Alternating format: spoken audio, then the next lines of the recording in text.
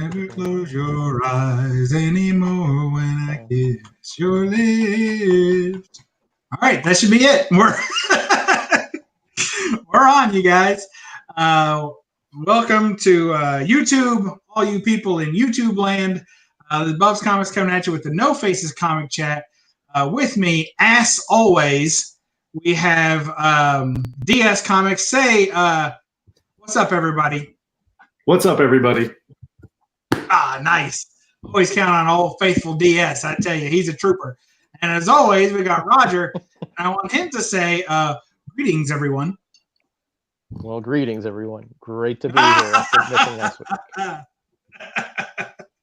Roger, I'm the puppet master with all the strings. This is Bub's world. We're just living in it. That's right. You said it, not me, brother. We're just lemmings in Bob's world. Bub's world. Sorry. Well, I think I remember Bob's World. That was a comic, wasn't it, or cartoon or something? We got that old comic smell giving us the stinky lurk eye. We appreciate that. We got Ben Compton in the house, the immortal Biggie Shack, broke cuz of comics. He says, just got in from work. Wife is working nights, and I can finally watch an entire episode. Oh, congratulations. I hate that your wife doesn't enjoy the episode. He's gonna hide. He's gotta watch that junk program when his wife's not watching. You might think less of him.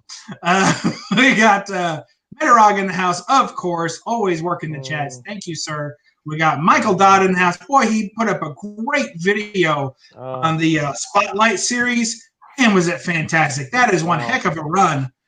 Yeah. Good stuff. I got it, but his trumps mine in condition, you know? Oh, it's so good. And those are off the rack. Most of them he was talking about it. Man, they're just beautiful. Yeah. Well cared for. I don't even remember having racks that good. By the time you got to the book, a lot of those racks are already bent over.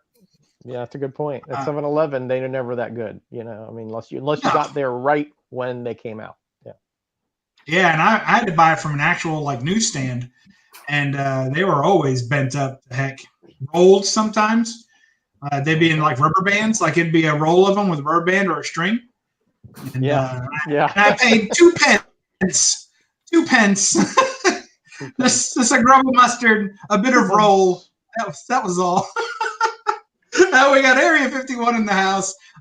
Say good evening and hello to the panel. Hello, hello. We got Lawrence, the king of Comic Den. Welcome, welcome, welcome. Mr. Let has let us join him for the chat. Thank you so much. And we have Comic Geek McD. Hey, how's it going, buddy? Yeah. Hope the new job in the new town and all your new stuff, maybe even a new inch of your beard has grown. We don't know. We're glad to have you here. Bad Dad 320, the hardest working man in his own shop. That guy's got a bunch of stuff going on there. Metarog again in the house, just won't leave us alone. We got, I'm not even going to try that, number 23. Welcome. And we got Metarog again, Comic Geek McD again. Okay, I think we're caught up. Thanks, everybody, for being here. And what happened, Roger? No, man, there's just too many people. I can't say hi to everybody. Hi, everybody, because I tell you, there's so many people in here. Great chat already. I mean, I'm honored. I'm honored, man. I'm honored. Good to have everybody. Thank you. Joining us as always for being here with us. You're the ones that make this all possible. Oh, Mindshift from IG. Hey, what's up, Mindshift? Mindshift, cool. That makes it a lot easier, I got to tell you. Yeah. Looks like Alex, the comic hoarder, before coming in here, he's dropping a new video. I just got a notification. When you all are done watching this, and maybe even Night Tiger's video, I think he's going on tonight too. When you're done watching all these great live shows, hop over to Alex. He's a big supporter of the show. Glad to have him on there. Michael Dodd said this is a good topic. We haven't even said the topic yet. Look at him. He's reading our minds, or at least our descriptions. So let's see. Well, what's our team name tonight? We are the Roger? We are the Roger? We're the Roger. Roger. Rowdy Rugrats? Yes, we're the Rowdy Rogers. It was Readers, wasn't it? Something Readers. I thought it was Rugrats. Yes. No, not Rugrats. The Rambunctious Readers. Rambunctious Readers, that's right. I forgot the adjective there, yeah. That's okay. I had to Google how to spell rambunctious. I don't think that really applies to me. I'm neither rambunctious nor a reader, so I just look at the pictures. I thought about that when making the name, but it's really hard.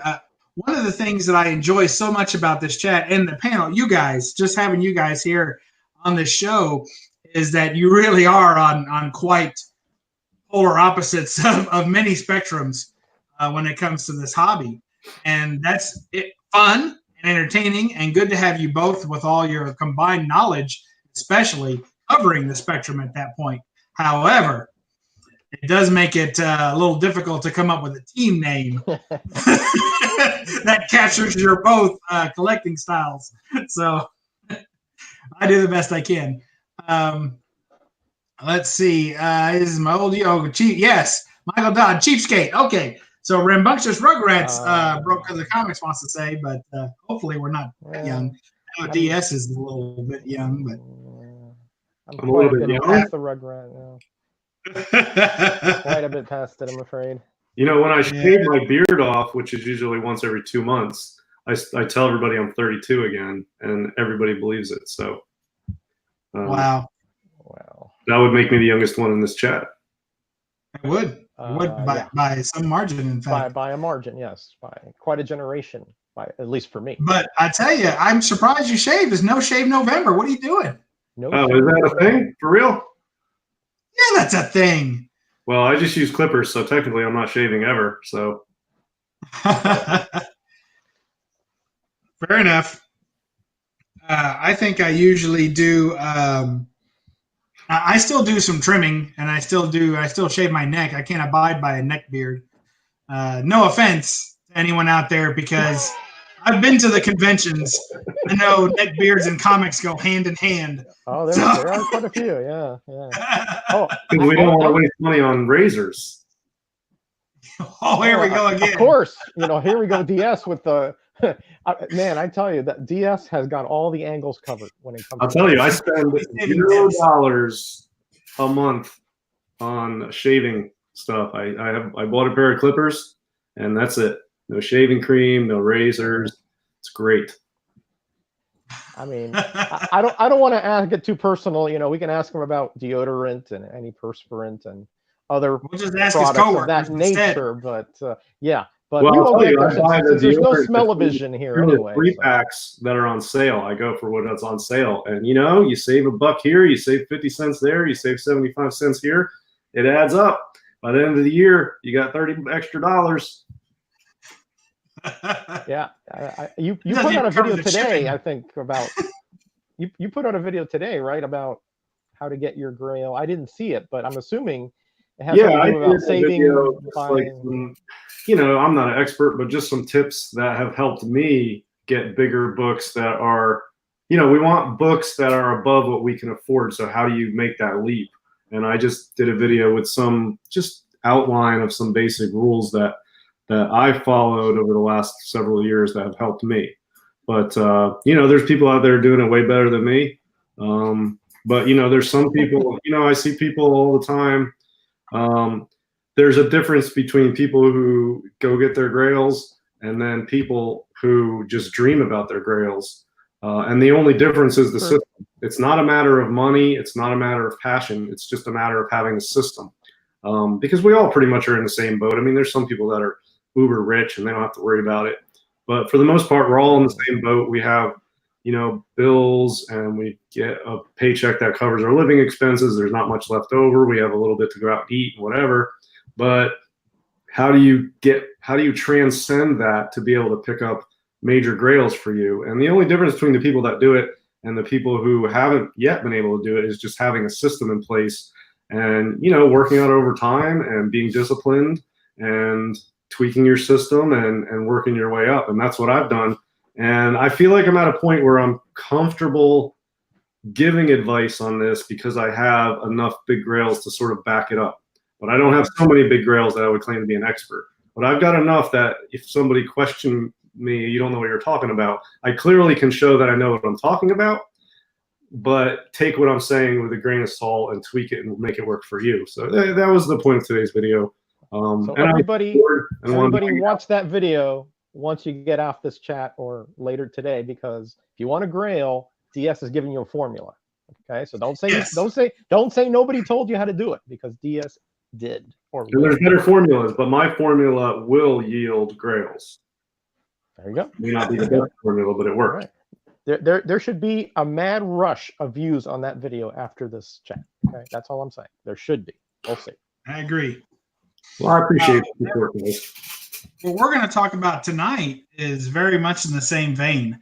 So if you like the teaser of that, stick around for the next hour and 10 minutes, and we're going to blow your mind, or at least for 2 minutes of that time. The rest of it, we'll do our best to keep you here. But basically, what we're going to talk about tonight is, how do you make it work when times are tough? We're about to go into the holiday season. Black Friday is right around the corner. It takes on, different times in your life that can take on different meanings. That's for sure. Mm-hmm. But right now, when you're coming close, for me, I have my son's birthday is like next week. Then I have, of course, then I have my wife's birthday in December. And I have my mother's birthday at the end of this month. I have my wife's birthday in December. I got my Christmas, Then right after that is looming Valentine's Day for all you romantics. And it's tough, It's tough to make it stretch, as Michael Dodd says. So what I want to talk about tonight is each of us have had different experiences, but I'm sure that we've each had times when we came up against that mostly financial wall, and we had to decide how we were going to continue to collect and still stay within those boundaries, or set boundaries for ourselves. Or if we did that at all, maybe we just blew all the money anyway and issued apologies for everyone's birthdays. I don't know. So, Roger, I'm kind of interested to hear from you first on this. I know we usually go to DS first after balking at going to Roger, but this time, wholeheartedly, I want to hear from Roger first on this, because one of the things I know that DS works something of a budget. He works up and down based on basically a pool of money that he's trying to continuously inflate more often than it deflates, right? Right. And by different margins. And I do a lot of the same things as well. But for someone who has kept most of their collection over the years, it must be very difficult to, like, you've been in the collecting hobby for how long now, Roger?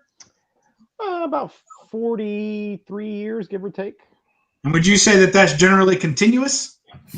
Yes. I think I've stated in my channel various times that in the late 90s, I got turned off by the lack of stories and the lackluster art and the in-your-face kind of enhancements that were really cash grabs. So I didn't buy new comics much after that, but I haven't stopped collecting at some level since the 70s.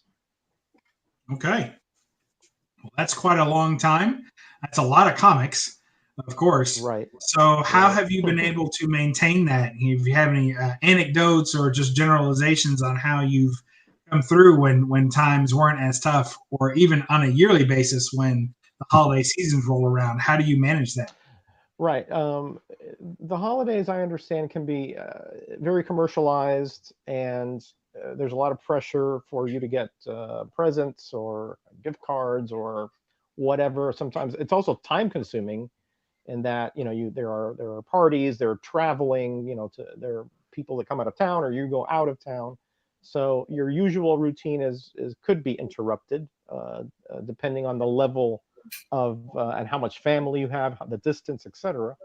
So those are always factors that you take into consideration. But now I'm not talking about getting new comics at LCSs. That's a whole nother dynamic, right? I mean, during the holidays they still come out on Wednesdays, and they can hold them for you the whole bit, right? But if you're like me, I sort of like just buy little by little when I find the right comic at the right price, or or Sally, or maybe if there's a small collection or something like that, you know. But I always, somewhat like DS, I always have sort of a separate pool of money I keep, just in case pool, like the one I have, one for the Marvel Spotlight 5, and which is just several $100s, nothing more than that, right?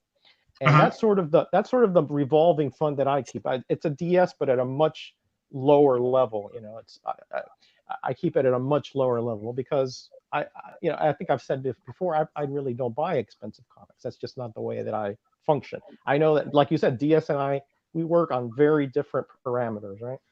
Yeah. I like to get, you know, the hidden gem. I like to get, like, if you see my haul tomorrow, you're going to see what I rated Atlanta essentially, and I got a bunch of good stuff, including, if you look at over here to my left, this is one of this Kaluta cover is one that I got out of the 50-cent bin in Atlanta, for example. So I like to, you know, I like the hunt, right? So I like the challenge.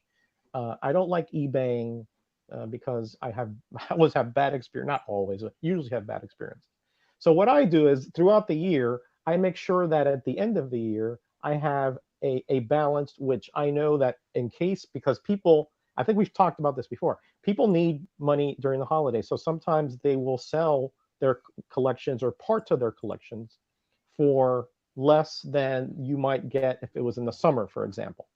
So if that's the case, and the price is right and the era is right, I have that pool of money so that I can pull $200 or $300 and buy that collection and get the goodies out of there. And of course, you sell the stuff that does not fit in your collection to sort of defray the cost a bit.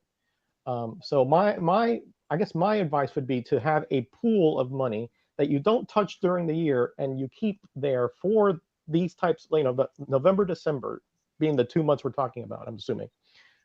So that you have it there. So if the opportunity presents itself, like you said, LCSs have Black Friday sales.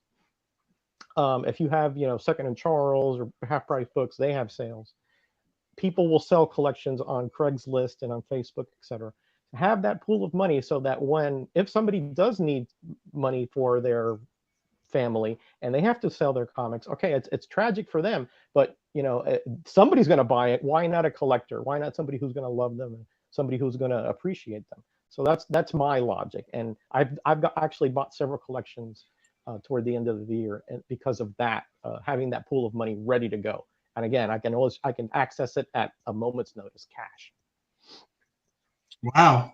So that's interesting because that's kind of the opposite. Like a lot of people are talking about, you know, it being difficult, but what you're saying is that at the time that other people are having possibly some financial issues or trying to offload stock, if they're a shop, you know, they're trying to entice customers and do whatever they can to get people to buy. So you're taking advantage of sales. You're taking advantage of basically every opportunity to get lower prices on books that you want, and then you're saving up the rest of the year to be ready for that. Correct. That's correct. I always make sure I have that pool of money left, so that, and again, this is a separate pool from, you know, the fund we have for gifts and for, you know, daily living, all that stuff. It's a separate fund that I have just in case something like that falls into my lap, and because sometimes you know, the people want the money like immediately. You know, they need it for maybe not an emergency, but they need it fairly quickly because they're going out of town or whatever it may be. So you have to be ready to strike at those moments, because if you say, well, I'll have it in a week, then somebody else will undercut you for sure. Somebody will get in there under you. So I always have that. You're right. It does sort of jump to a little bit different than what most people do. But I have found at least 4 or 5 really cheap collections toward the end of the year in that way, and that have, you know, that later on have really paid for themselves, because, you know, things will appreciate over time. And I've kept the comics that I've wanted out of that. Like this happened where I bought an Amazing Spider-Man collection, like in the 120s and 130s, no 129, of course, but had everything else. And I just sold a few out of there that paid for the whole thing. Wow. Well, Yes, when you're working your magic, right, to Right. build towards, because I think, you know, we're kind of talking about saving money when, so in other words, shopping when the sales are on, right? Yeah. And happily that coincides with holidays often. So what happens for you? Because yours are more, you generally save for like conventions and things of that nature, right? I generally save for what? For like your big convention of the year, like you start ramping up months ahead to have money for a specific convention, don't you? I mean, I do, but I save for conventions the same way I save for upcoming auctions on Comic Link or Heritage. I scout out what's, you know, there's two types of, I buy books for the PC, which are generally Golden Age books like these, and then I buy other stuff to flip and sell. And most of what I buy, probably like 85 to 90% of the books I buy are just to flip, to be able to get money to buy the Golden Age books for my PC. But you know, I save up for, I don't look at buying comics for my PC. This is only for flip books. I'm always on the lookout, but for PC books, basically I'm looking to buy a big book every couple of months. Now I'll buy some smaller books in between because nobody's perfectly disciplined. And I make impulse buys. I just bought that one I showed you guys today. I just bought that earlier today. Just came up and I bought it. But yeah, usually every couple months I plan ahead for something that's an upcoming auction or money for a con to get a big book for the PC. And what I do in between those couple of months PC pickups is I buy and sell and flip a lot of smaller superhero stuff. And what my goal is, my system now is, it really doesn't matter what time of the year or holidays or what's going on or what bills I have or what expenses or anything. I've tried to make the comic hobby self-sustaining for myself. So, you know, I did a YouTube auction a few weeks ago, and Bub emceed it, and I made, you know, the gross of that was, you know, a few grand, and probably like, you know, 60% of that was profit. So that left me with a big chunk of cash to work with. What I do with that is I buy something nice for myself for the PC with some of it, and then the rest I go out and try to find a bunch more books to sell to keep it self-sustaining. So I don't sell a bunch of books and get $2 grand and then buy a $2,000 book, because then I have nothing to work with, and then it takes me time to. And I have done that, but that's not what I do at this point. You know, if I make $2 grand, I will maybe buy a $1,200 book, and then I'll have $800 to work with to buy more stuff to flip. So I try to keep it self-sustaining, so it's not dependent on the time of year, the holidays, tough times, good times, bills, whatever. So that's what I try to do. Now, I'm not perfect. You know, I sometimes blow it all, and then I have not much to work with. And then I'll go dig out some other stuff I have sitting around to sell it and get restarted. But yeah, I try to make it self-sustaining so that my living money is not connected to my comic hobby money. Well, see, that's what I try to do. That right there is really key. So I have a follow-up question for both of you. Before I get to that, Roger, you've got to do us a solid. We've got over 20 people watching in the chat. Would you mind to do the express version of the 30-minute Roger shout out? No problem. No problem. we got Rod Just the Rican in the house, and got that great shout out show where he highlights all the smaller channels. Silver Age Dave, the man, he's found another collection or honey hole or something. I'm dying inside. Super Russ 9000, and my man from North Carolina is in here. Of course, we got Matt, the man from the big Texan with the big heart. Bad Dad. Well, he was already in here. He's one of our biggest supporters. Broke Cause of Comics still in here. By the way, Broke, those post-it notes are the contest that the community are holding. See my Thursday video for details on that. Okay. Let's see who else is in here. We got Area 51 Mike over freezing in Canada. Seawood is here. He's got some honey holes that he has been hitting lately. Oh, we got Mr. Gretzky again, the big Archie collector. How you doing, Gretzky? And let's see who else. Michael Dodd, of course, has been doing all those great videos on those monster comics and the the monster toys and dinosaurs, and of course we got Lawrence, King of Comicdom, with his new channel, and Bueller is in here. At least he was for a little while. Bueller, the Superman of comic community himself. And let's see, I think that is catching up to everybody. And I want to say a special shout out to Werewolf by Lunchtime, because his work schedule, or I think his work schedule stayed the same, but because of the time changes in America, he's unable to catch us. Yeah. You know, he usually comes in, he watches like the first hour, and then he's got to book it to work. You know, so because of the way that's all happened, he's catching us on the replays. I want to give a special shout out to him because he really never misses an episode. He never misses, yeah. And always another one of our. We're so lucky, really, to have so many faithful viewers and people out there who just blow the chat up and make it fantastic. So, so my follow-up question is, and by the way, Matt, boy who had 7, wink, wink. Stick around for the top of the hour. He's our special guest at the end. Special guest. Yeah, he looks extra special in this one. So anyway, thank you guys for being there. So my follow-up question to you both, and either one of you can take it. Well, actually, we're going to hit Roger with it because he seems pretty smug. I do? Well, in general. So, Roger, here's a follow-up question. You said you have a small nest egg that you keep for the just in case, the perfect book, and it sounds like they're relatively earmarked as well, or at least a short list of available things to purchase. So what do you do? What do you do when Mrs. Metarog needs new tires?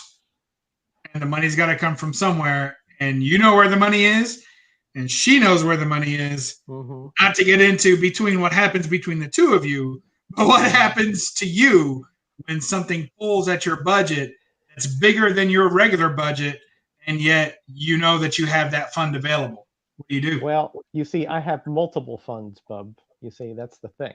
I have worst case scenario fund, and I have a sort of bad scenario fund. So again, I've been doing this for quite a while, and I've learned that you never run yourself to a zero balance, never under any circumstances. Obviously, you have credit cards, things like that, but I haven't paid interest on credit cards in 30 years. Okay, and that's part of the reasons why I also have these funds, because I know that if you can pay it off in more lump sums, in the end, you'll be saving yourself thousands of dollars. So I do have an emergency fund for things like auto repair, deductibles on insurance.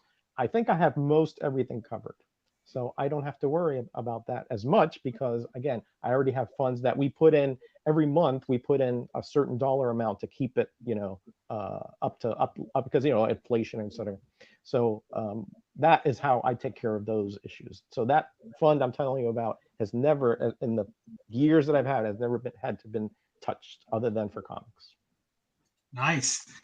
I think that has probably given DS enough time to come up with a dismissive remark as to why his Mrs. DS's tires are none of his concern. So instead of saying that, I'll ask him a different question, which should have a similar answer, which is, DS, what do you do when you need new tires?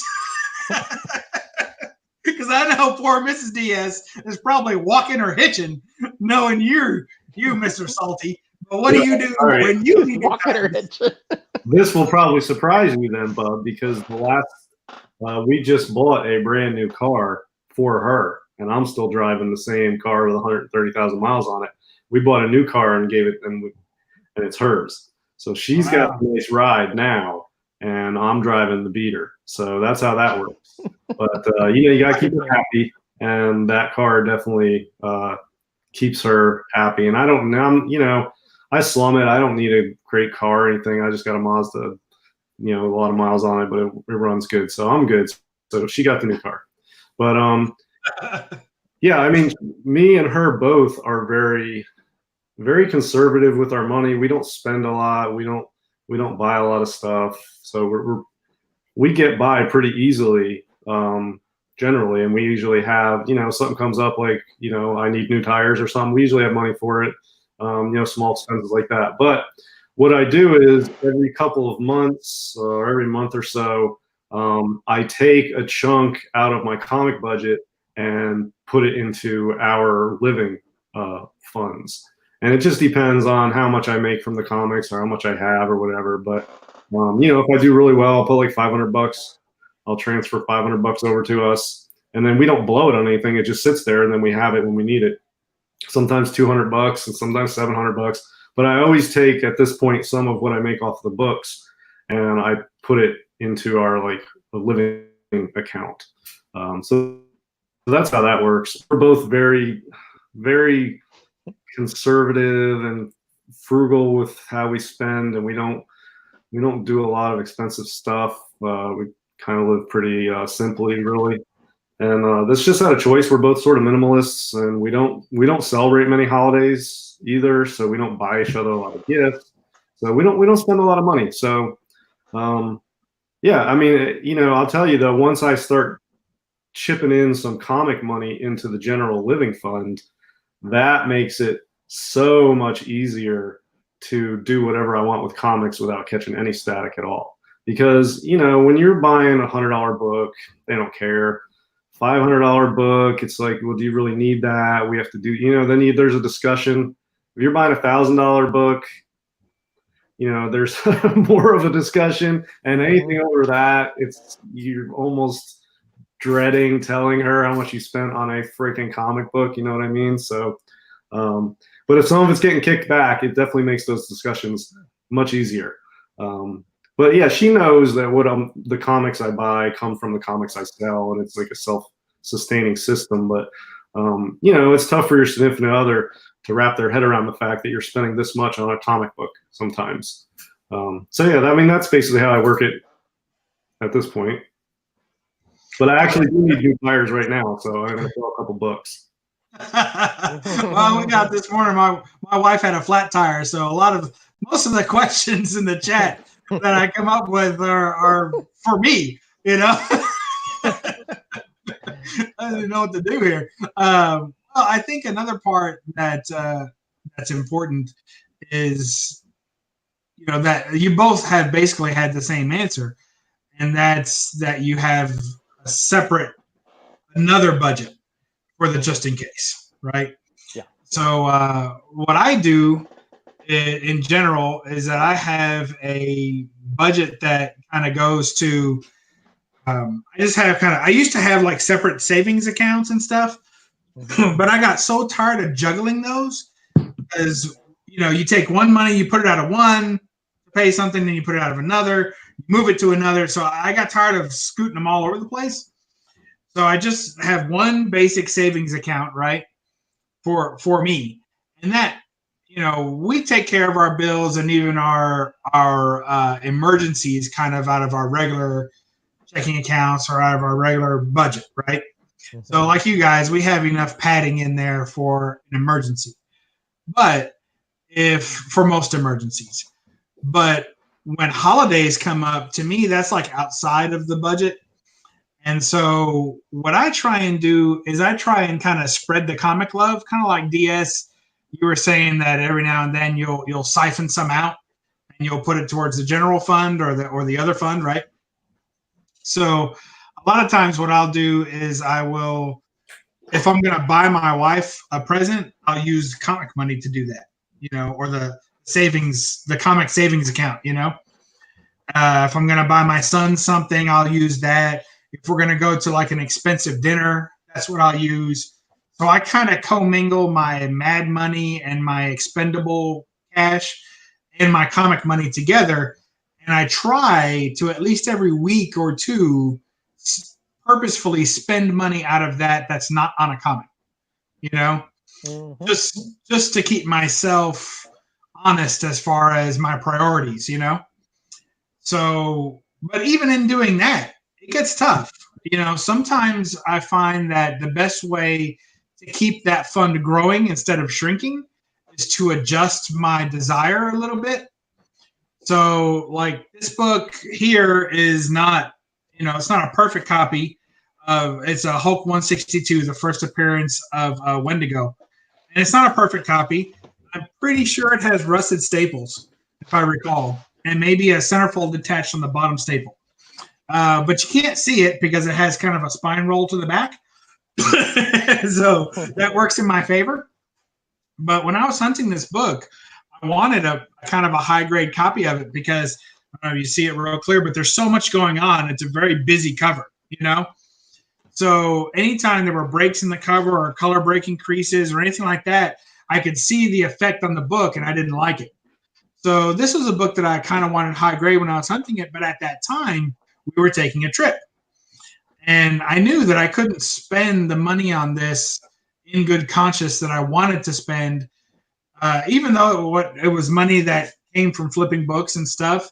I still couldn't spend what I wanted to spend because I knew that, hey, we're going to dinner tonight. We're going to see a show tomorrow, and who knows what money's going to come up. And I want to have that available to spend for the vacation.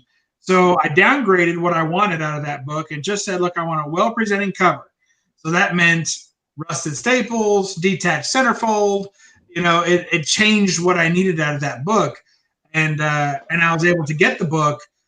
I actually found it on vacation and got it, and I was hunting it, which is crazy. When you're looking for a book and you actually see it, it's like, what a weird feeling that is, in the wild, if you will, And so when I found it, they had 2 copies of the book. One was freaking beautiful, and this one, which is still good enough for me, right? So I just adjusted what I wanted, and I was able to use that money for other things. I think sometimes it's good to, on a case-by-case basis, when money troubles come up, or when emergencies happen, and it causes you to kind of dip into that other fund, or at least give you wants to dip into that other fund, then maybe it's a good time to reevaluate how much money you really need to get what you want. And Boy, as Evan says, 9.8 or nothing. Nothing. Yeah. You should get a license plate or a bumper sticker, 9.8 or bust. Maybe it is on there. You never know. You gotta already be there. Might already be there. I mean, let's go down to El Paso and look at all the cars around and see what we think. Yeah, but we find them. Yeah, Michael Dawes says, get the book first, upgrade when convenient, and that's another good thing. Yep. I agree with that. Yeah, absolutely. Another one is, if you guys, I know probably DS, I don't know that this would factor into too much of your collection, but I know Roger and I have had this issue sometimes. Avoid the books when they're hot. If the book you want is white hot right now, just unless you're convinced that it will continue to rise. If the book you want is a Hulk 181, chances are you can afford it just as well today as you can in 5 years, because the price is only going to go up. It may drop momentarily for a small percentage, but it's not going to bottom out, unless the entire economy bottoms out. Yeah, I mean, I'm sort of almost the opposite with like for books for the PC, like Golden Age books. I don't have. It's not like superhero books. Like you got your list of your top 10 bronze keys, and you're working down the list. And next up on your list is an ASM 129. So that's what you're looking for. It's not like that for me. I'm collecting Golden Age books, and I know which ones I like and what type I like. And I don't know what's the next one I'm going to buy. I'll scope out auctions coming up, and there's 10 or 12 books that are possibilities. And I'll see which one comes in at the price I want to pay and the budget I have. But I don't go down a list for my PC. But for most of the books I buy are flip books to sell. I look at what's hot, and I specifically look for books that are hot. So, Werewolf by Night 32 is hot. I'll go look for it. And if I can find one that's undergraded on eBay, or one in an old CGC slab that can be cracked and pressed, I'll do that, because those are the hot books are good. For the PC, I don't really worry if it's hot or not. I just pick what's I think is a good value. And, sometimes something just pops up out of nowhere at a good price, like this one did actually. I paid less than half of fair market value for this, just because there's no data on GPA and the seller didn't know what to price it at. So I let them put a price on it. And when they priced it, I said, deal. That sounds fair to me. And it was less than half of what it's actually. If I sold this today, I would more than double my money on it. So that was a good value. And this was a book that's high on my list anyway. Yeah, but look, there's no shame in selling books. I know some people don't sell books, but I look at my collection as sort of like assets and investment portfolio assets. And, if something happens and I need money, I'll pull out a book that's worth what I need, and that's a profit from what I paid for it, and I'll sell it. And then that's what it's for. And, you sell a book that you really love, you can buy another book that you really love. I mean, if you sell your Hulk 181 and you buy an ASM 1, I mean, it's a zero-sum game. You either have a high-grade Hulk 181 or a low-grade ASM 1. What's the difference? I mean, if you can make a profit in switching back and forth between all these grails and books that you love, and you can just sort of like arbitrage, you know what I mean? You're buying and selling books that you love all the time, and you're making money on top of it. So, don't be afraid to sell books if you need money. I mean, that's what they're for. That's why I try to keep a small collection of bigger books. So if I need $500, I can pull a book out. If I need $1,000, I can pull a book out. And yeah, I don't have a lot of books, but they're all, I can just sell one book to cover an expense that comes up if I need it, and I'll pick one that leaves me a good profit. And yeah, I mean, that's sort of how I do it. I don't look at the books like, I'm not married to these books. I can buy a book and I can sell it. It doesn't matter how much I love it, because I'll get another book I love that I wouldn't have had otherwise. So all the books I have, I'll always love. It just doesn't really matter to me which ones they are as much anymore. So it's sort of different than a lot of collectors. Collectors get a book and they're married to it and they'll never part with it because they love it. Yeah, I mean, I love all my books. And when I sell them, I get more books that I love. So all the books that are here, it's different every week or every month, but they're all books I love equally. So to me, they're all sort of interchangeable, and I have a lot more cool books coming through my hands. So, I feel like I'm enjoying more books than somebody who doesn't sell anything. But that's just my subjective sort of view of it. That's just how I operate with it. That's fair.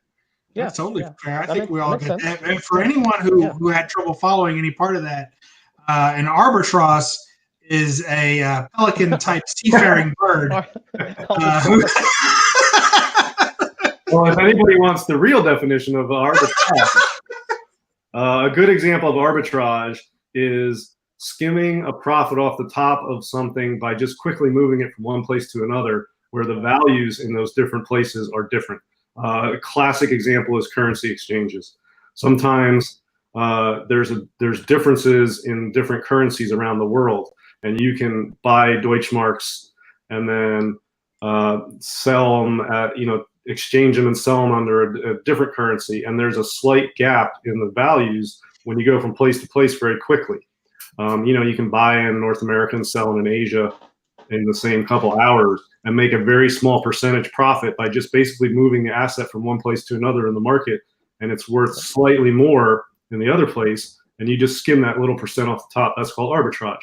You're basically just taking money off moving things around between areas where there's slight differences in value for that thing in the market. So that's what I do. I'll buy a book that I love. I'll sell a book that I love in my PC, and I'll buy another book that I love. And to me, I've gone from a book I love to a book I love, but I've skimmed a little money off the top. It's sort of like an arbitrage idea to me. And it doesn't really matter what the book is. It was a book I loved before. Now it's a different book I love, but what's the difference? To me, I get a little money out of it. That's sort of what arbitrage idea is for this. Yeah, that's I'm your being example told is that an albatross is actually the pelican type bird, not an arbitrage. I apologize for that. This just in. Yeah, DS is doing more of a retail arbitrage than than funding arbitrage. But yeah, that's a very good way of looking at it. You can also do it. You can buy some on eBay and sell it on Instagram. Instagram, yeah. I mean, that would be another way. Just the you buy something on Instagram, sell it on eBay. You can buy something Comic Link and sell it on eBay. You can sell something on YouTube that you bought on Instagram. I mean, different books will sell for different prices in different arenas. Mm-hmm. You can just move books back and forth around these different arenas and take a small profit, because sometimes a book sells for more on eBay than it does on Instagram. Sometimes Comic Link auction. I bought a Thor 337 9.8 in a heritage auction, and it was among a whole bunch of other big books, so there wasn't a lot of interest. So I bought it on heritage and sold it on eBay. I paid $150 on heritage. I sold it for $300 on eBay. I didn't do anything except take the book from one place to another. To another. That's it. You know, after that's a perfect example. Perfect example of retail arbitrage right there.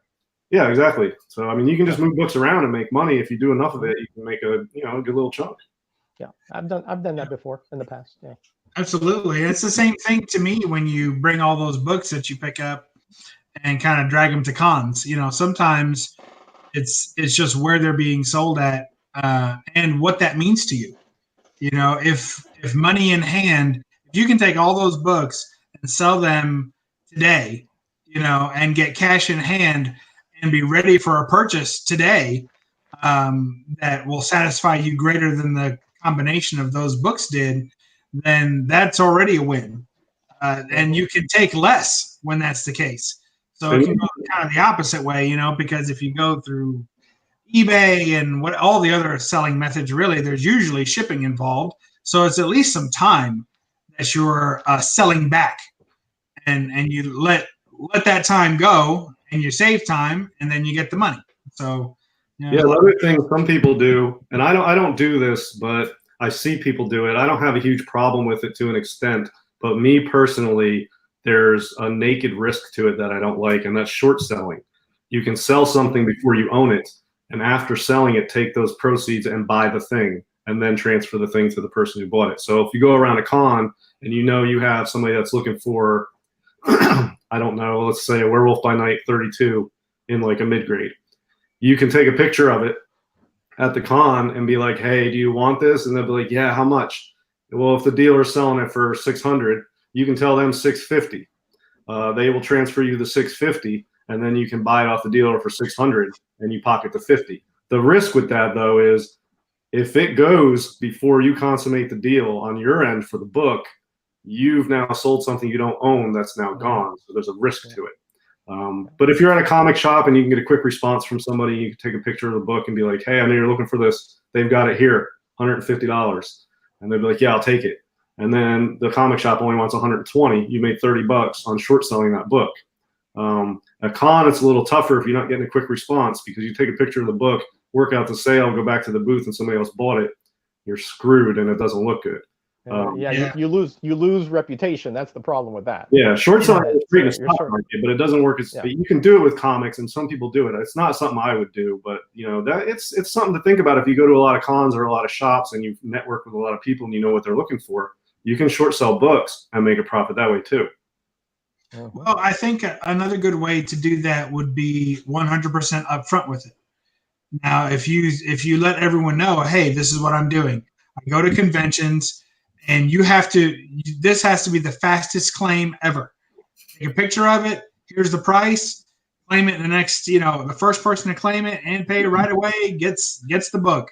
That simple. I can't hold. I can't, if you're completely upfront with it, then people will understand. They won't take it as a hit to your reputation because you couldn't deliver the book. You're letting them know this book is not in hand. Opportunity to get this, and if you're lucky, somebody will buy it, and you might get a few sales that way. Yeah, I mean, you're right. It could work. It's too dicey for me. I'm old school, and I will sell things that I own. That's it. I don't buy on credit.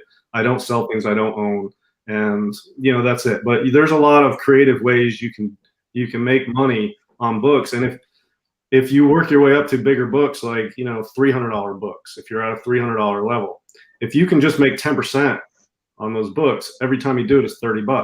Now, what's your pull list? I'm asking a random person in this chat. It's probably most people's pull list, $30, give or take. So you can make an entire pull list for free every week if you can just flip a $300 book once a week for 10%. And that's easy to do. It just takes the initiative to lay out $300 for a book, which you might not normally do.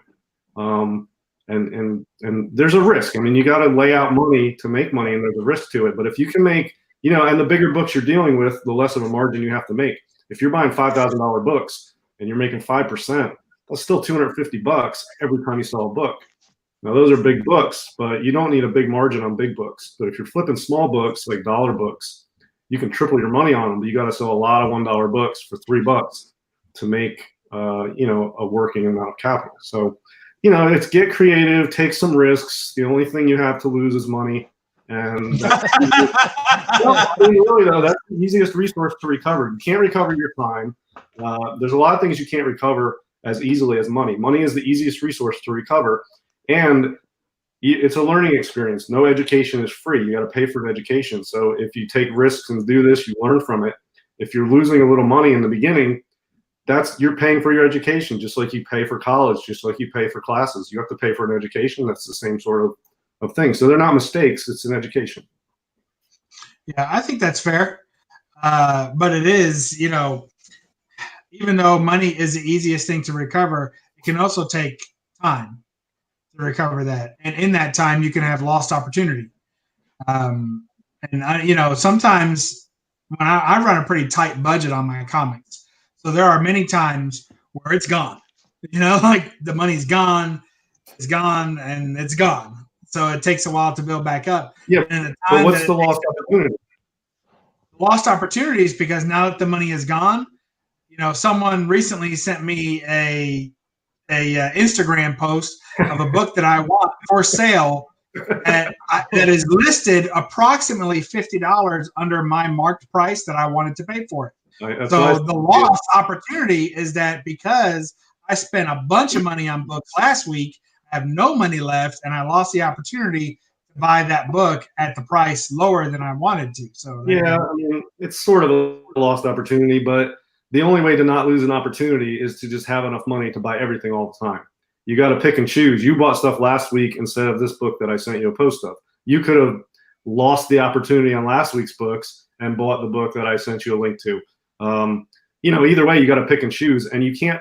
The worst thing to do in investing is to have, look in the rearview mirror and second guess your decisions. And it'll drive you freaking nuts in investing. If you always second guessing what you're doing, you're always looking back saying, man, I shouldn't have sold that when I did, or man, I should have bought that. You'll drive yourself insane. So you just gotta keep your eyes forward when you're investing in a market and not look back and second guess. You learn from your mistakes and you move forward.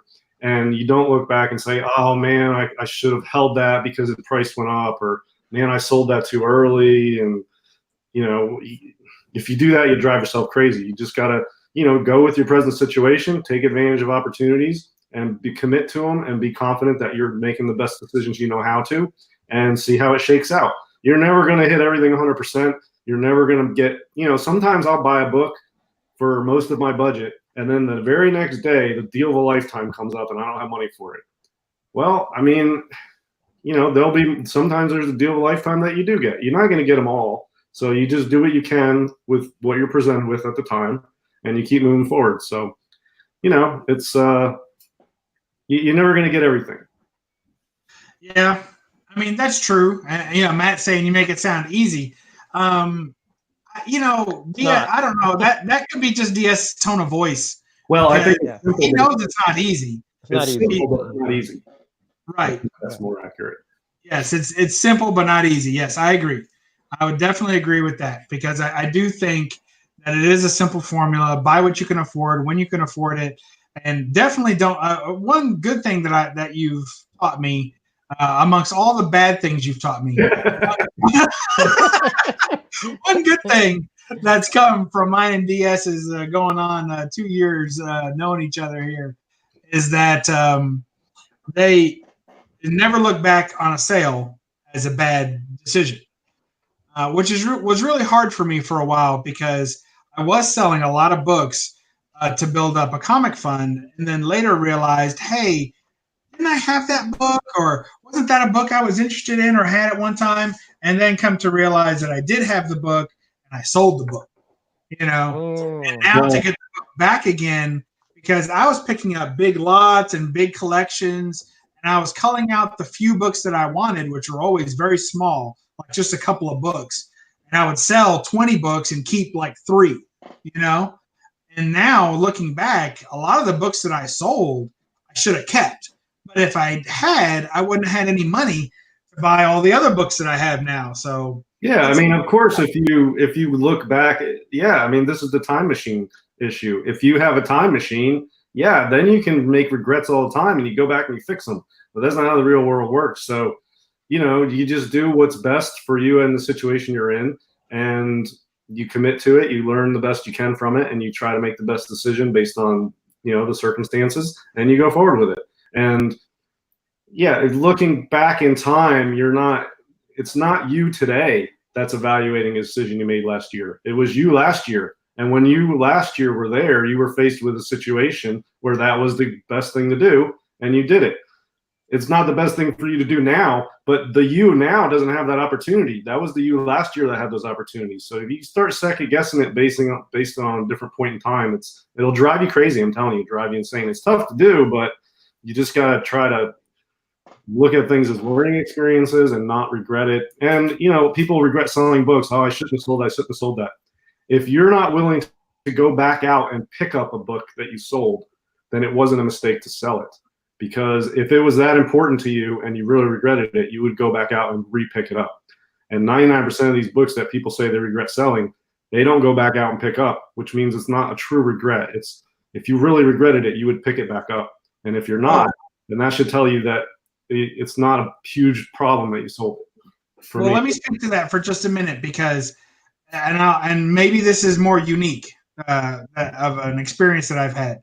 So as you may remember, guys that follow my channel or just YouTube, at one time I had a shop, an LCS, that I sold to very heavily. Okay, and you guys know I'm a low grade collector. I like low grades. Just owning the book is enough for me. It doesn't have to be a high grade at all. Right. So what happened was I was picking up these low grade lots. Well, the particular owner of this shop, I don't know that he was necessarily blind, but but in opposition to his professed grading ability, his actual grading ability was absolutely horrific. So this guy, if you brought him a 2.5, it was a 6 all day long to him. And if you brought him anything that was a 4 or better, he was convinced it was an 8 or better. So as a seller, that was very helpful to me, because I was picking up a bunch of low-grade lots very cheap and then basically flipping it to him, selling it, and he was selling a shop, and I don't know if he ever got the money he wanted for it, but he would price it as a high-grade book, and I only paid a low-grade price, and then kind of I was getting, a percentage of the difference, right? Mm-hmm. So, of course, and I don't know why, that shop ended up going out of business. Oh, I wonder. What a surprise! I wonder. So, sell low and buy high. That makes a lot of sense to me. Well, that's what he did. I mean, he did. And at one point, I almost had a moment of conscience over it, but almost. What happened was I said, you know what? I just can't do this anymore. It was hard to keep a straight face. I was like, I just can't do this anymore. But then I'd go over there just casually, and other people, he was buying stuff from everybody. It's not like I wasn't the only one. He was buying all kinds of stuff from everybody, which didn't work out too bad for me, because I would buy low grade books. He always had a good collection of low grade books. He had my high grade prices, so a lot of times I would work out trades. Well, here's a batch of low grade books that I don't want. You think they're high grade books, so why don't you give me a couple of those other books you have sitting over there, and I'd snag those. So it worked out pretty good for me, like I said. Also, he was convinced that any slab was worth $45, regardless of what was inside of it. Yeah, and as long as it was slabbed and graded, it didn't matter like what the grade was. So if you can imagine, I was picking up slabs for like $15 or $20, and I was selling them to him for $35 to $40, depending on the book. And then he would turn around and try and he would ask like $75. And then eventually people realized that you had to negotiate with him because his prices were ridiculous. And so they would go ahead and, haggle with him. And then he'd end up selling them for like $50. But usually he'd sell them for like $20. So, or give them away, as prizes and things. So anyway, but the point is to all that is that when I had these low grade books in my hand, and as a low grade collector, it can be just as difficult, I think, to acquire a low-grade book of a key book at a fair price as it is to get a high-grade book of a key book. You can find mid-grades all day that are priced appropriately, but it's difficult to get a low-grade book of some of these books that just don't exist. Or if they do, they're already slabbed and somebody wants an extra couple of $100 because of it. So a lot of those low-grade keys I let pass through my hands, I wish I could have back because I haven't seen them again in low grade. So it's nice to be able to say, oh, just go and buy it back. The fact is I can't afford to buy back some of the books that I've sold. So there you go. The timing of it can sometimes bite you. And if you know, I think the old comic smell was just putting something here. I don't know if you can highlight that, Bub. You know, that he sold 60 long boxes for $500 full of 90s stuff, and then that was right before the MCU came out. And then all of a sudden, that's almost like a new era, and that everything bumped up sometimes 5-10 times. So I feel your pain, old comic smell. Trust me, I feel your pain. That's happened to me, but not to that level. But so timing is another issue, another factor, another kind of something that we have to consider when we are buying and selling, because like DS, he waits till it's hot, and then he finds an issue that's sort of under the radar, and he gets it, you know. But for you and me, like I'm more of like something that I is either in a run that I'm missing, or it's a character that I really want to get all the appearances from. So to me, timing is very important, because you know, if I would have waited on my Werewolf by Night 32, you know, when the announcement was made, then forget it. I'm out. You know, if I got this thing back in the 80s when Moon Knight was, you know, a scrub, you know, so the timing there was very fortuitous for me, right? Because I just liked the character and happened to pick up all his appearances, you know, 30 some years ago. So yeah, timing is another factor that you have to consider. And the good thing about collecting Golden Age, but this could apply to anyone, is if you have a longer view of it, things that sometimes will hold a collector back are sticking to want lists. I'm not doing want lists anymore. I'm done doing those. Want lists, runs, and stuff like that. It's sort of, I don't know, it holds you back a little bit because it doesn't give you the total freedom to take the best advantage of opportunities as they come up, because you have to go down a list. You've narrowed your opportunities to specific lists, want lists, and runs. And I need to get, you know, Werewolf by Night 41 to complete my run, and you need that book, or you have a want list and you're working down your want list.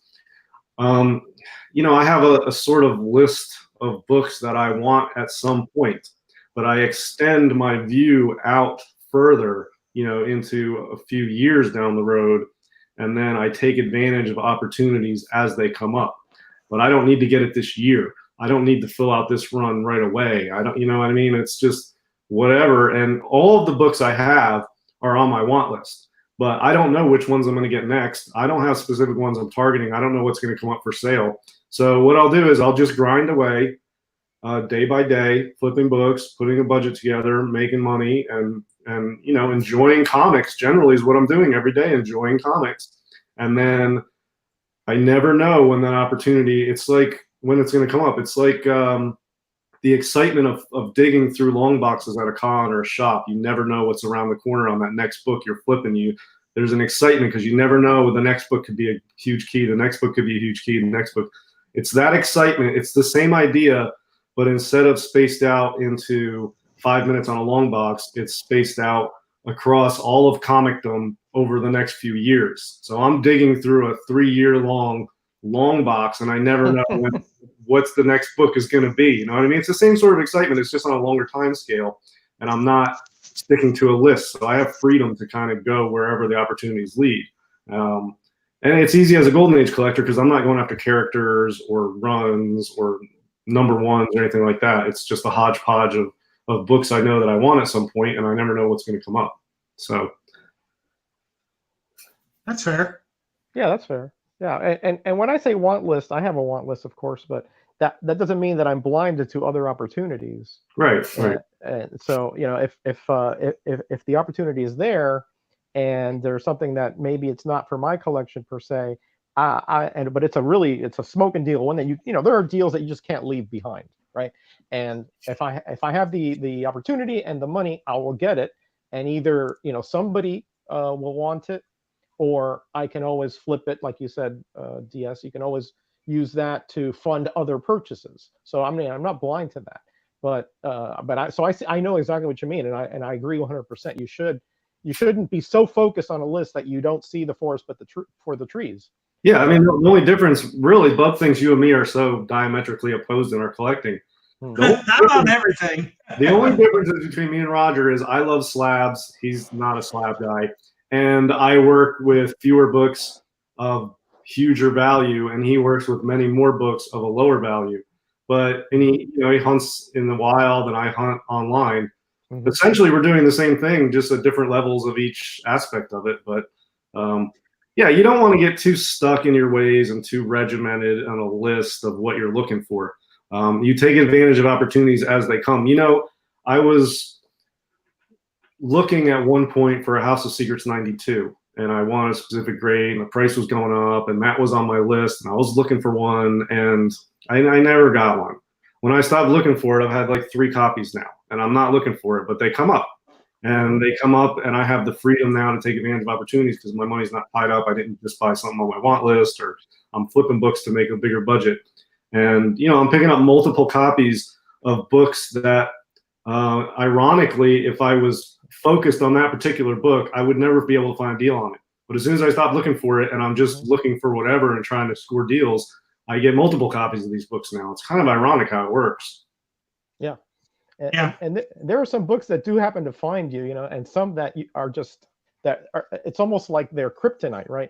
Like Hulk 181, I've had 4 of those over the years, you know. I had my original one, which was, you know, essentially stolen from me, and I found one in a dollar bin. I also went to a convention. I found one for $10 in a grab bag kind of thing, and I found one in a long time ago in a little antique store it had like a big rip in it for $5. So that one keeps finding me. Of course, I kept the higher grade one, of course, you know.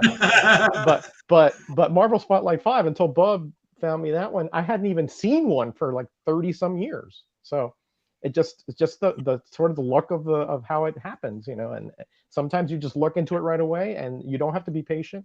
But if you don't, you have to be patient, because otherwise you're going to be paying over. If you get too emotionally involved, you're going to be paying much more than you would otherwise. Yeah, emotionally involved, that's key, because if you are emotionally involved, then you're not able to be patient. If you are not emotionally involved and you can be patient, all of the books on all of our want lists come up at deals eventually, all of them. So you just have to figure out a way to be ready to take advantage of deals as they present it to you, sort of like the, the Asian wisdom of the grass bends with the wind, whereas the sticks would break, or something like that.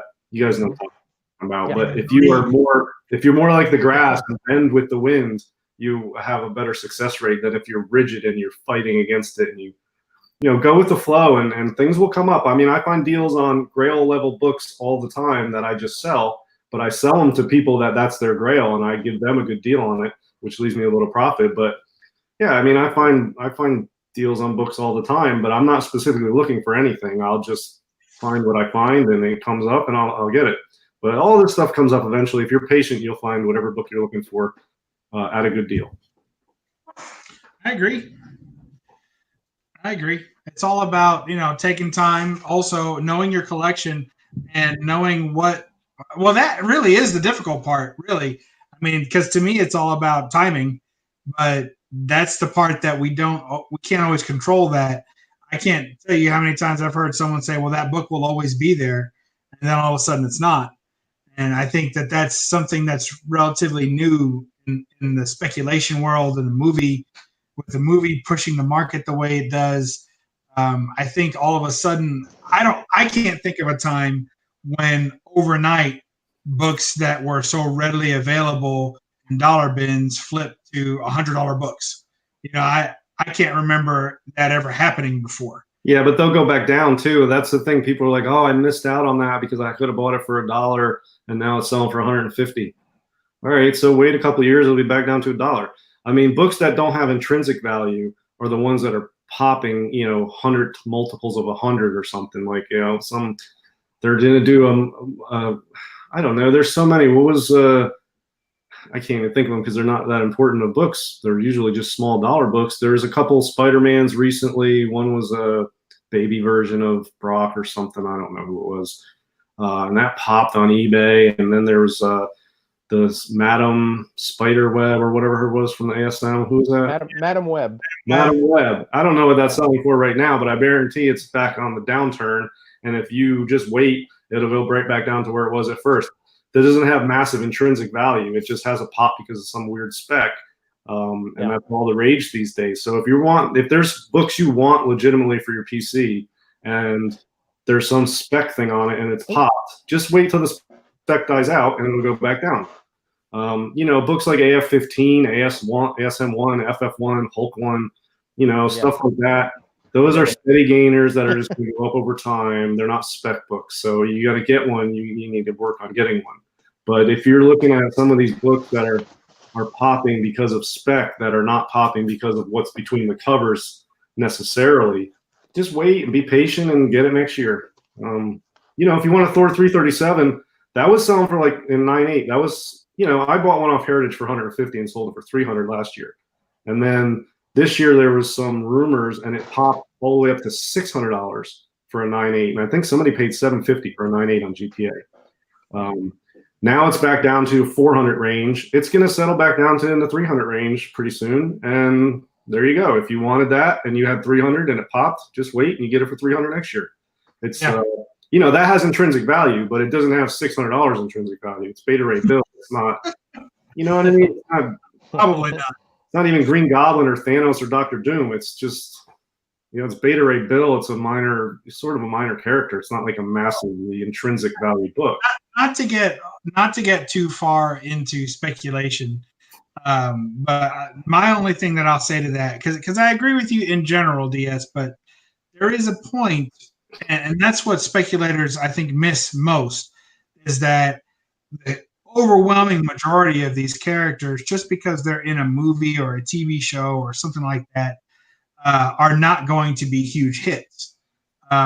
And I think that's the part that that most speculators miss, is that the idea is that, each of us have a favorite character, or two or three, right? And each of us remember our first encounter with that character, and it's not always from a comic book, okay? Often it's from other things. The reason, in my opinion, that Hulk 181 has become such a huge grail is because of the X-Men animated series TV show. That's my feeling. It was always a big book, of course, but because people my age have such fond memories of that cartoon, and the best character in that cartoon for a lot of us was Wolverine, it may have been our first exposure to the character. That's why that is a big grail. So I think what people are looking for is what if, right? This is the big giant what if. What if Beta Ray Bill becomes this next generation's favorite character because of this movie? Maybe, maybe not. And if it does, then that hype turns into reality and people do love the character. And then when those people become of the age that they can afford collectibles, then they seek out those books. But that is such a long-term game. You're talking 20 years, 30 years sometimes, or more before that hits. And what are the odds that the one book that you collected for the sole purpose of flipping it at that time will be worth it at that time, as opposed to all the others you collected where there were characters that people forgot about right after watching the movie? So, that's the way I look at it. Yeah, there's a risk. Again, it's all about risk taking, right? I mean, if you want to hedge your bets, you buy every one of these, fine. But you're right. No matter which way, you're going to lose because some of those are going to be dogs. And then the ones that are going to be expensive, if you had bought them only exclusively, you probably would have paid the same amount of money. So it just depends on how you want to go about it. Yeah, and here's the thing about spec books. There's, I think, like when you're thinking about buying a spec book, and it's like that's what it's about. Like that's how you decide you're going to buy this.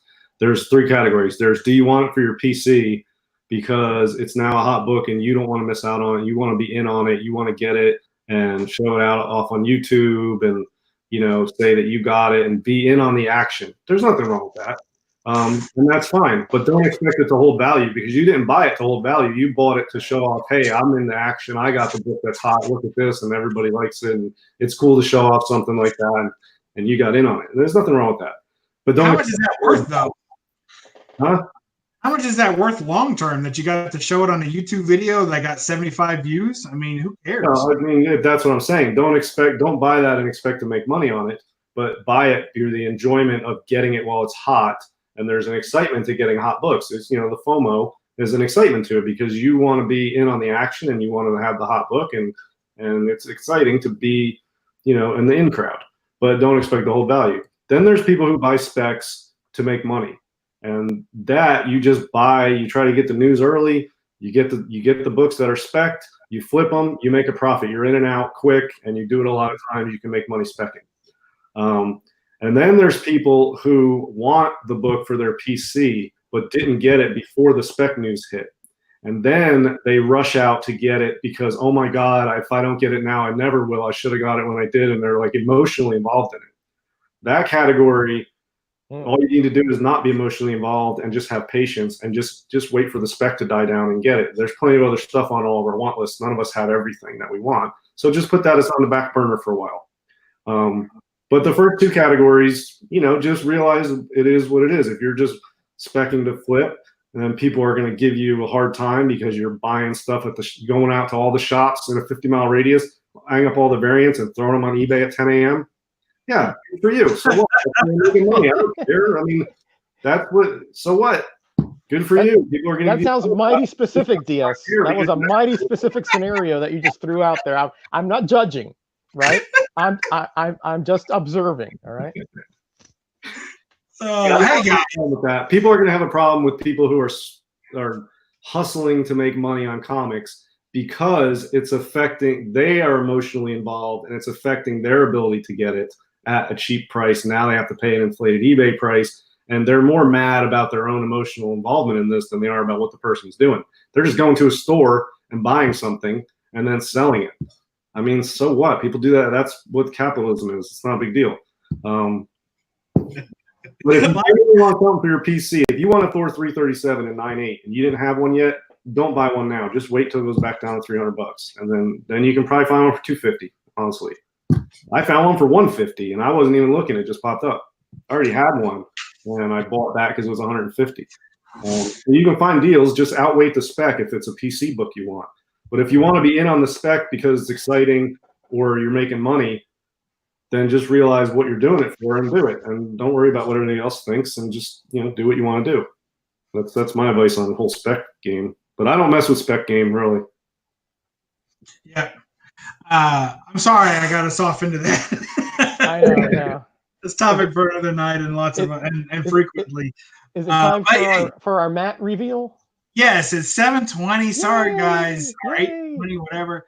I've been negligent to my duties. Usually it's the top of the hour if you're looking for this why no faces. And this is basically why we don't show our faces, because we're afraid to get caught being high on the drug pause. DS, you want to inform the viewers just exactly what pause is?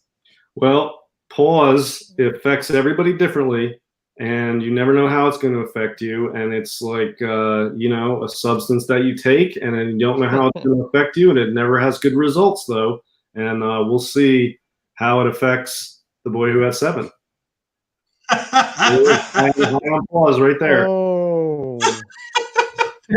Oh. I love it. To me, the first one and the last one look like he's singing. and not well, but like a drunken serenade. And then the one in the middle just looks, I don't know, that's rough, man.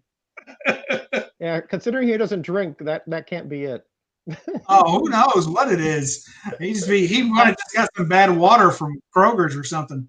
Yeah, that top one, it looks like the glasses are almost like extended eyelashes. You know, they're like just like a punk rocker from some 80s video game. And he might be singing there because I've heard him sing on his videos before. He's a pretty good singer, and you might have caught him on a pause on from a singing thing there. I love you. Oh, I love it. That's good stuff, man. I tell you, there's brave souls out there. I always say, and Knights of Old's not in the chat tonight, but I always say, there's some people that are so stoic faced. He's got such a stalwart look to him that it would be almost impossible to do this segment on him. I can tell you that all three of these images were collected in less than 10 seconds of footage in the first video I pulled up of Matt's. His was easy. His was easy. 10 seconds, all it takes. We could do, Matt, for the No Faces, Why No Faces segment, high on pause, every day for the next 6 months, and I think we'd still have plenty of material to go through. So thanks. Hey, old Comic Smell says that Rod the Rican would be good to do one too, but we haven't gotten his permission yet. Yeah. We only we take volunteers on this until the volunteers run out. Yeah. And then we do army volunteer style. You, and you. That's right. We volunteer everyone who's still left. Hey, Butterfly Knight got in here. Thanks for joining. Hey, we were just talking about you. Yeah, we had Air Spider and Old Comic Smell still here. Silver Age Dave and Michael Dodd and you guys, Jackson Roy Kirk. You guys are just awesome. Thank you for joining us, Matt. We hope you don't mind. Thanks for being such a good sport. He is a good sport. He said his eyes are closed in all of them. That's true. It wasn't hard to find one where your eyes were closed. Your eyes a lot. It's a high blink ratio. High blink ratio. Oh boy. Everybody's now like thinking about, oh boy, do I blink that often? Well, if anyone would like to volunteer, I don't know if it'll be next week, but whenever you want to be on the Why No Faces segment, if you want to see what you look like high on pause, just let me know. Put it in the chat or put it in the comments if you're watching this on the replay, and you can see yourself up on the big screen or the little screen or whatever screen you've got high on pause. So hey, Whodat's in here. He would be good. Whodat's pretty smooth though. Whodat's pretty smooth. I mean, it might be a bit of a challenge for you. Would be a challenge. He's pretty smooth cat. He's pretty smooth cat. Yeah, he's got a volunteer though. Yeah, he's got a volunteer. What do you say, Whodat? Yeah. Or anybody else, Whodat or anybody else wants to be on there, just let me know. Put it up in there, and we'll. I just want to give Bub a challenge. I think Whodat would. He would be a tough. He's a cool customer. Cool. Oh, Scoon's Comics in here. Hey, buddy. Who's here? Scoon's Comics. Scoon's Comics. Scoon's Comics. Yeah, Scoon's got some cool content. I don't always comment. I usually don't comment these days on videos I watch because I just have them playing in the background while I'm doing other stuff. But yeah, he's got some cool content. You also check out Scoon's Comics if you haven't. He picks up some cool books, and his perspective and thoughts on them is always very fun to listen to. I agree. I never miss his videos. Fun guy, knowledgeable guy, funny guy. Just love the way he presents his videos. Just whimsical and light. And I've seen a lot of cool books he's picked up that I've never seen before either. He picks up some cool stuff. Yeah, he got me into the Secret Origins, because he showed almost the whole set of that, and I didn't know about some of the Legion appearances and stuff. So you got me hooked on that, Scoon. So thank you. Yes, he is awesome. Super cool guy. He's also a size large. If anyone wants to shoot him anything, where although he wears his shirts a little tight in some of those videos, he ought to be an extra large, I reckon. He's showing we don't off. we don't know about the pants. He may be in the DS school of pants. You know, he may be wearing the same pair of pants every time because you only see his torso up. So we don't know. Maybe that's the secret to his comic budget. But you know, hey, I've got all kinds of frugality tips to save money over time for comics. Anybody wants any? Hit me up. Don't spend money. Man, I tell you, DS is on a DS is on a roll. I tell you, he's on a roll. He doesn't know what a prize he is to the comic community. We get so much more out of our comic budget because of DS being in this community. Well, I mean, look, hey, most guys are like me. I'm just honest about it. I wear the same pair of jeans numerous times before I wash them. So I'll just add an extra couple days on and run the whole cycle with one pair. What's the difference? You change your name to that old DS smell. There you go.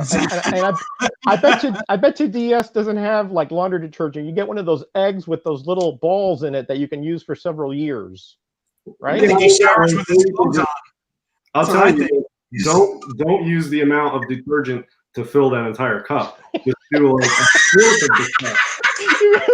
I'm serious. You don't need to use that much, man. You put the cup up a fourth of the way, and you'll be like getting oh my gosh, 3 bottles of laundry detergent. I tell you, man, we need to have a cheapskate live stream because I tell you, the stuff we can pull out, you know, like don't buy ketchup, go to Burger King, get the packets, you know, that kind of thing, you know. We can save people. There will be grails left and right in this community if they. You know what else works? You go around Walmart parking lot, look for change at night. Oh my goodness! That's another good drive-throughs. Don't forget drive-throughs. Well, yeah, I mean you can't do them both in one night because it takes time. But you know, you either hit the Walmart parking lot or you hit the drive-through windows after they're all closed because there's always change on the ground in front of the drive-through windows. So you just hit all the fast food places in your area at midnight, and you'll find several bucks.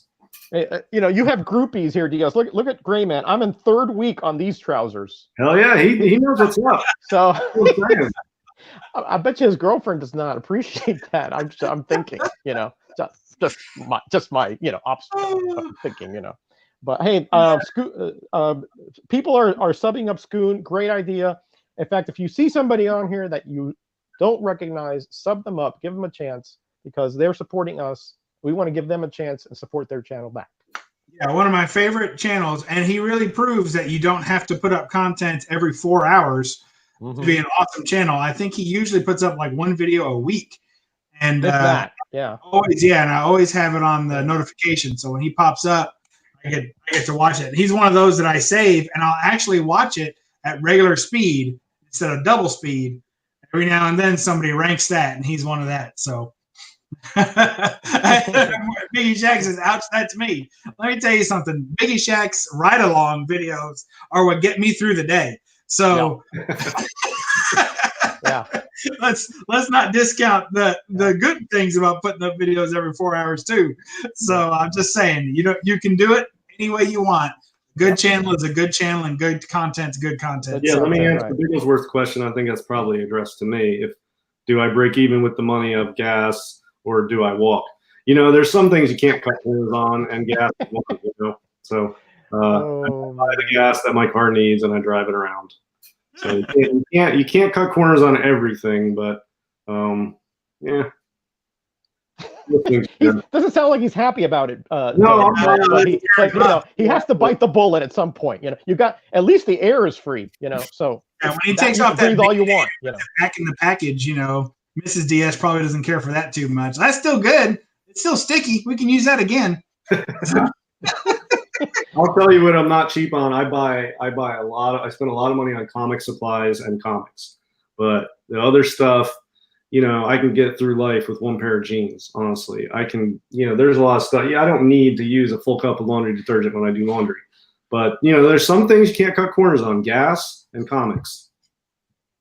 So Yep, and beanie weenies are your friends. There's wisdom for life right there. You can't cut corners on gas and comics. Everything else you can cut the corners. You can cut, you know, the rhombus off of them, but don't cut corners on gas and comics.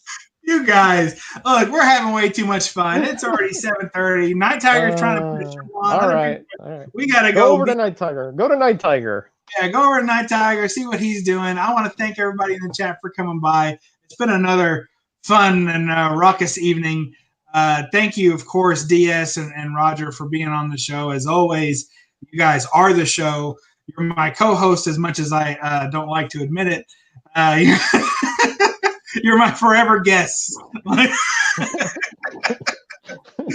So, thank you so much. Always a good time.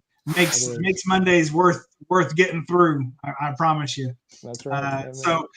Roger, if you want to say your, I'm sure, brief goodbye, as you got to leak the dog, or what is it? Take the dog for parking? Park the dog. Park the dog. Yes. Park the dog. I parked a few dogs in high school. I gotta tell you, it was rough. No. You can't get those. I'm talking about a real canine here, not a. So am I.